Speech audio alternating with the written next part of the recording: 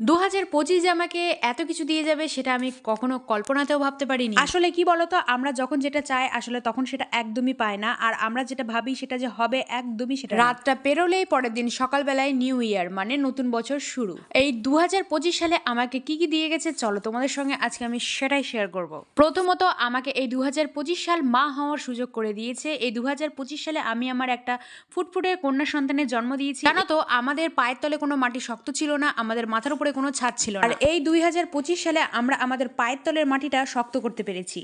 এই বছর যে আমাকে এত কিছু দিয়ে যাবে তা আমি কখনো কল্পনাও করতে পারিনি। ওই যে কথায় আছে না, যেটা তুমি ভাববে তার থেকেও বেশি ভগবান ভেবে রাখে, ঠিক সেটাই হয়েছে আমার সাথে। 2025 সালের একদম শুরুতেই জানুয়ারি মাসের 9 তারিখে আমরা আমাদের নিজস্ব একটা শক্ত মাটি তৈরি করতে পারি। আর মানে 2025 সালের জানুয়ারি মাসের 9 তারিখে আমাদের জমি রেজিস্ট্রিটা হয়েছিল। আর ঠিক তার কয়েকদিন পরে আমি আমার সন্তানকে পাই, মানে মার্চের 3 তারিখে 2025 সাল। আর ঠিক তারপর থেকেই কিছু মানুষের মুখোশের আড়ালে যে শয়তানি মানুষটা আছে সেটা আমি চিনতে পারি। যারা এতদিন পর্যন্ত আমার সঙ্গে ভালোবাসার নাটক করে গেছে, আমার সঙ্গে ভালো ব্যবহারে নাটক করে গেছে, তারা আদৌ আমাকে একটুকু ভালোবাসতো না।